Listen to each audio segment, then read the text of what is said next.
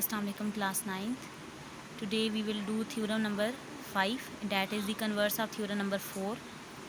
So इसको discuss करने से पहले आपको theorem number 4 का बताती हूँ कि वो क्या था और फिर ये theorem उसका converse किस तरह है. In theorem number 4, any point on bisector of an angle is equidistant from its arm. हमने प्रूव किया था कि अगर कोई पॉइंट हो जो बाइसेक्टर ऑफ द एंगल हमारा AOB एंगल था, ये वाला एंगल, इसके बाइसेक्टर पे बाइसेक्टर जो है या बाइसेक्टर ये बाइसेक्टिंग रे है हमारी OM, इसके ऊपर हमने एक पॉइंट लिया था एनी पॉइंट P और हमने प्रूव किया था कि वो इक्वी डिस्टेंस है फ्रॉम इट्स आर्म, कि ये जो पॉइंट P है वो R से और Q से इक्वी डिस्टेंट है. और यहाँ पे हमने जो R और P को और P को और P और Q को जो हमने मिलाया है वो परपेंडिकुलर्स के थ्रू मिलाया है. ये जो राइट एंगल्स ये हमें ये शो कर रहे थे और बाइसेक्टर ऑफ द एंगल की वजह से हमें ये एंगल हाफ ऑफ हो चुका था और यानी ये एंगल दोनों साइड पे 30-30 इक्वल हो गया था. सो हमने एंगल एक कॉमन साइड और एक एंगल के थ्रू हमने इसको प्रूव किया था. जो हमने पोस्टुलेट यूज़ किया था वो साइड एंगल या एंगल साइड एंगल कह लें. बेसिकली हमने साइड एंगल एक 90 डिग्रीज़ के वाला एंगल, एक ये वाला जो बाइसेक्टिंग एंगल है, और ये जो कॉमन आर्म थी इसको एक साइड कंसिडर करके ना ट्रायंगल की इसको प्रूव किया था. अब हमारा जो थ्योरम नंबर 5 है वो कन्वर्स है इस तरह कि any point inside an angle. अब हमें any point inside an angle बोला गया है कि एक पॉइंट है P, let's suppose inside angle है, एक एंगल AOB है, उसके दरमियान के ही एंगल है और equi distance from it arm ये भी हमें गिवन है. ये जो P है वो R से और Q से उसका डिस्टेंस बिल्कुल बराबर है और हमें पता है P और R को और P और Q को मिलाने वाली जो लाइन थी वो परपेंडिकुलर्स थी. अब हमने टू प्रूव में क्या देखना है कि हम प्रूव क्या करना चाहते हैं इसके अंदर, is on the bisector of it, कि ये जो P पॉइंट है वो यहाँ पे जो एंगल है ना एंगल AOB ये वाला एंगल उसके बाइसेक्टर पे मौजूद है. ये जो पॉइंट है ये एग्जैक्टली जो एंगल AOB है उसको 2 इक्वल पार्ट्स में डिस्ट्रीब्यूट कर रहा है. हमने ये प्रूव करना है कि ये जो एंगल है यहाँ पे और यहाँ पे जो एंगल बनेगा वो बिल्कुल इक्वल है. जब इक्वल प्रूव हो जाएगा तो हमें ये प्रूव हो जाना है हमारे पास कि जो P पॉइंट है वो बाइसेक्टर के ऊपर मौजूद है. अब इस थ्योरम को सॉल्व करते हुए हमने जो 4 वाला था उसमें ऐसे पोस्टुलेट यूज़ किया था. अब इसके अंदर हमें जो गिवन होगा ना, हमारे पास एक राइट एंगल ट्रायंगल है और हमें साइड एक ये वाली गिवन है जो P से R वाली है और P से Q वाली, और एक कॉमन वाली साइड जो OP दोनों ट्रायंगल्स के लिए कॉमन आ रही है, ये यूज़ करनी है. सो इसके अंदर हम एक नया पोस्टुलेट यूज़ करेंगे, that is called HS postulate. HS postulate होता है. सो HS पोस्टुलेट की पहले डिस्क्रिप्शन आपको दे दूँ कि अगर हमारे पास 2 राइट एंगल ट्रायंगल्स हैं, right angle triangle have 1 right angle in it, जैसे यहाँ पे ये जो एक ट्रायंगल है और ये वाली ट्रायंगल, इसकी ये वाला एंगल जो है राइट एंगल है यहाँ पे और यहाँ पे इसका राइट एंगल है. हमें पता है कि राइट एंगल के हमेशा सामने हाइपोटेन्यूस होता है. सो इसके भी सामने क्या होगा, हाइपोटेन्यूस. सो हमारे पास ये जो मैंने परपेंडिकुलर ये जो लंबी वाली लाइन है ना, खड़ी लाइन, इसको मैंने इक्वल दोनों का ड्रॉ किया है ताकि ये वाली साइड की इक्वल आ जाए, हाइपोटेन्यूस की इक्वल आ जाए, और ये जो हमारी बाकी साइड है ये इसी तरह हमने ड्रॉ कर लिया. अब जब हमारे पास राइट एंगल ट्रायंगल होती हैं 2 और उनकी हाइपोटेन्यूस और साइड कोई सी साइड, या ये वाली साइड या ये वाली साइड कोई सी भी ले सकते हैं, हम ये वाली साइड ले रहे हैं. सिमिलरली इनकी बेस वाली साइड्स भी इक्वलाइज हो सकती हैं, लेकिन हाइपोटेन्यूस मस्ट है दोनों में. अब साइड ये वाली लें या ये वाली लें, सो सिमिलरली इसके अकॉर्डिंगली ये वाली लेनी होगी. अदरवाइज़ अगर हम नीचे वाली इसकी ले रहे हैं तो इधर से इसकी बेस वाली लेनी होगी. सो जब हाइपोटेन्यूस और साइड हमारी इक्वलाइज हो जाती है और राइट एंगल ट्रायंगल है दोनों, सो हम उसका एक पोस्टुलेट यूज़ करते हैं, that is called HS postulate. So जब ये दोनों ट्रायंगल्स में HS पोस्टुलेट हमारा कन्ग्रेंट हो जाता है, सेम हो जाता है, प्रूव हो जाता है, then we can say that the remaining angle, ये वाला एंगल हो गया, ये वाला एंगल होगा, सिमिलरली इसका ये वाला एंगल होगा और ये वाला, और रीजनल वाली साइड ये वाली है. यानी 3 चीज़ें हमारी प्रूव हो चुकी थी ना, हाइपोटेन्यूस, ये वाली साइड और ये वाला एंगल. सो रीजन वाली ये वाली साइड, ये वाला एंगल और ये वाला एंगल भी इक्विवेलेंट होगा, ठीक है, या कन्ग्रेंट होगा. सो इसके लिए हम दोनों ट्रायंगल्स की कन्ग्रेंसी को प्रूव कर सकते हैं, ये हमारी इस पोस्टुलेट के थ्रू प्रूव करके. सो इस थ्योरम नंबर 5 जो कन्वर्स है थ्योरम नंबर 4 का, हमने यही पोस्टुलेट यूज़ करके आगे सॉल्व करना अपना theorem. Let's start the theorem. Any point inside an angle, हमने एक एंगल ड्रॉ किया सबसे पहले एन एंगल है, इसको हमने ड्रॉ किया, एंगल ड्रॉ किया AOB, और उसके अंदर एनी पॉइंट लेना है, any point inside an angle. एक होता है आउटसाइड एन एंगल, यानी यहाँ पे कहीं पॉइंट लेना, no, it is inside the angle. So inside हमने एक पॉइंट लिया, इसको नेम दे देते हैं, ये P पॉइंट था लेट्स सपोज, ठीक है। ये अब गिवन में से हम सारा लिख रहे हैं, अभी गिवन हमारा ये है कि एनी पॉइंट है इनसाइड एन एंगल, एंगल के अंदर है, equi distance from its arm. तो एंगल की दो आर्म कौन सी होती है, एक OA होती है, एक OB होती है।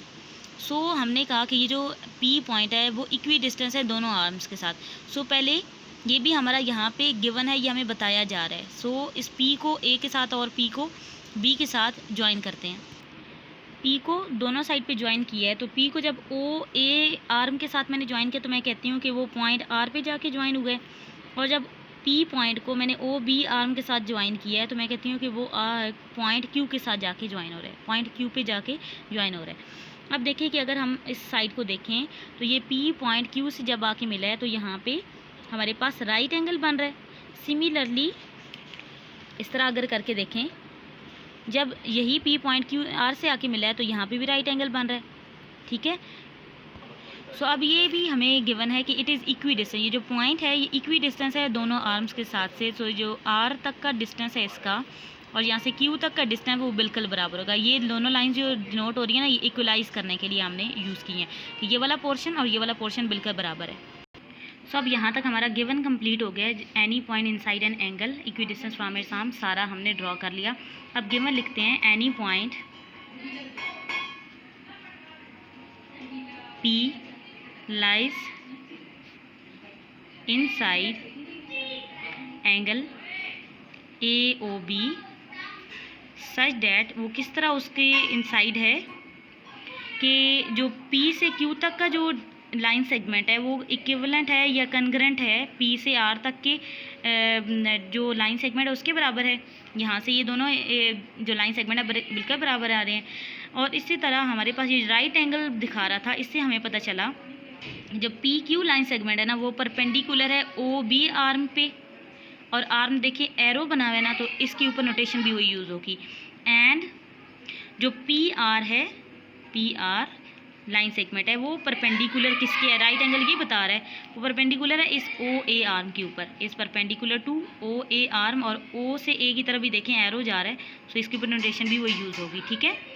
अब नेक्स्ट हमने टू प्रूव में देखना है। टू प्रूव देखें, is on the bisector of it, ये जो P है वो बाइसेक्टर के ऊपर मौजूद है, ठीक है। सो हमने टू प्रूव में यही चेक करना है कि जो पॉइंट हमने लेट किया है ना खुद P is on the bisector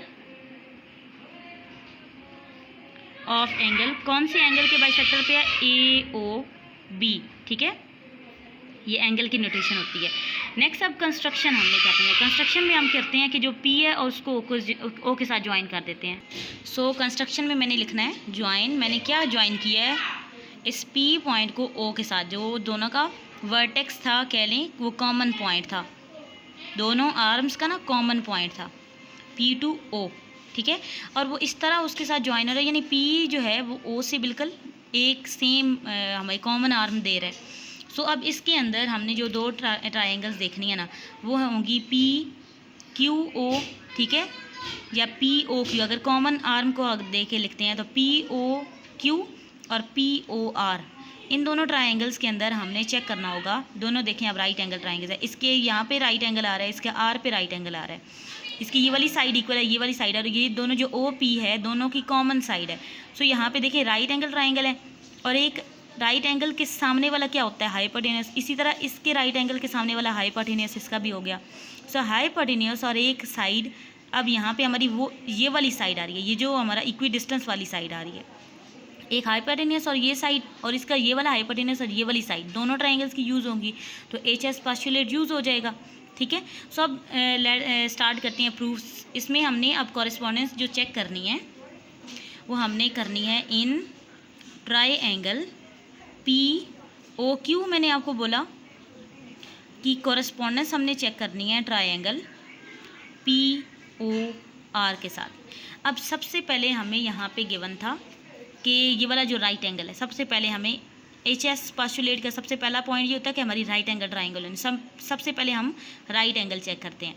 सो हमारा क्या एंगल है, अब क्यू पे एंगल 90 डिग्री है ना, यहाँ पे आर पे। सो यहाँ पे क्यू, इस ट्राइंगल के क्यू को सेंटर में रखना होगा जब लिखेंगे, और यहाँ पे आर को। सो मैं लिखूँगी एंगल पी क्यू ओ, कि हमारा जो एंगल है पी क्यू ओ वो कन्ग्रेंट हो गया है किस एंगल की equal, angle P R O के साथ। कौन सा एंगल, पी आर ओ। और ये हमारे पास गिवन था। देखिए ये जो परपेंडिकुलर से, इसका मतलब यही होता है ना कि वो 90 डिग्रीज बना रहे हैं, तो ये हमारा गिवन है, गिवन है। और ये क्या गिवन थे, राइट एंगल्स गिवन थे हमें। नेक्स्ट आप देखें कि जो हमारी जो साइड अब हमने चेक करनी थी, राइट एंगल के बाद साइड। अब हाइपोटेन्यूस भी हम कर सकते हैं। हाइपोटेन्यूस पहले हमने करना है, क्योंकि एचएस पोस्टुलेट में राइट एंगल चेक कर लिया। नेक्स्ट अब हाइपोटेन्यूस चेक करना है। हाइपोटेन्यूस हमारा दोनों के लिए ओपी था, और या पीओ, पी को ओ से अगर ज्वाइन कर रहे हैं तो पीओ दोनों के लिए, दोनों ट्राइंगल्स के लिए कॉमन था, ठीक है। तो इसकी रीज़न भी हमने कॉमन की दे दी। नेक्स्ट हमारा जो P से Q और P से R वाला डिस्टेंस है वो भी बराबर है। ये अभी हमने P से Q इस कन्ग्रेंट था, जो लाइन सेगमेंट है P से R तक। और ये अभी हमें कहाँ पता था, गिवन पता था। सो हमने इसकी रीज़न दे दी कि ये हमारा गिवन है, ठीक है। नेक्स्ट अब देखें कि हमारा राइट एंगल है, कॉमन आर्म जो हाइपोटेन्यूस था, और जो थर्ड वाली एक साइड थी वो हमारी प्रूव हो गई है।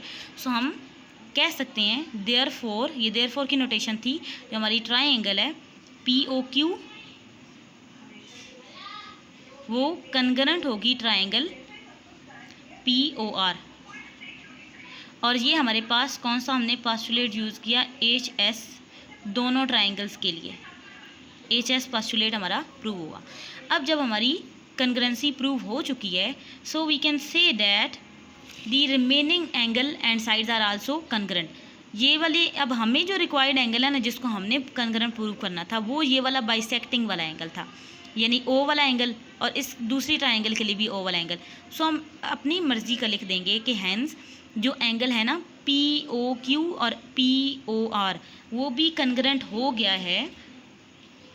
हम लिख देंगे हैंस एंगल POQ कन्ग्रेंट है एंगल POR।